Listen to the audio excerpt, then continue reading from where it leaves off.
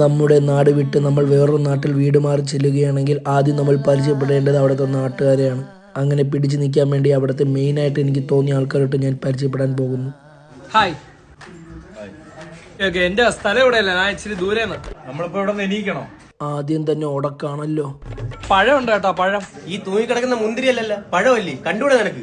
നീ എന്തിനാ ഈ വരുത്തന്മാരെ കാര്യം കേൾക്കാൻ പോണ? ചായ കുടിക്കണം. പഴത്തിന്ന് പോയോണ്ട് പഴത്തിന്ന് തന്നെ ഒന്നും കൂടെ തുടങ്ങാം. ചേട്ടാ, ഇത് പഴുത്ത പഴമാണോ? പിടിച്ച് ഞെക്കി നോക്കടാ. രാവിലെ തന്നെ ഓരോരുത്തന്മാർ ഇറങ്ങിക്കോളും. ഈ നാട്ടിലെ സ്പെഷ്യൽ എന്താണ് ചേട്ടാ? ചെറുക്കാൻ നാട് കാണാൻ വന്നാ നാട് കണ്ടിട്ട് പോണം. കൂടുതൽ നാട്ടുകാരെ പൊളയ്ക്കാൻ വന്നു കഴിഞ്ഞാൽ ഏത്തപ്പഴം ഇരിഞ്ഞ് വായി വെച്ച് തരും. ചേട്ടാ, ഇവിടെ ഏത്തപ്പഴൊക്കെ ഫ്രീ ആണ്. എന്തായാലും തിരിഞ്ഞല്ലേ ചേട്ടാ, 2 ഗുണ്ട്. ഗുണ്ടില്ല. ആ ഓക്കെ. ഈ എന്തോന്ന് പറഞ്ഞ ഉമാരായിട്ട് കമ്പനിയാവുന്ന പെണ്ണേഴ്സ് പറഞ്ഞു നോക്കാം.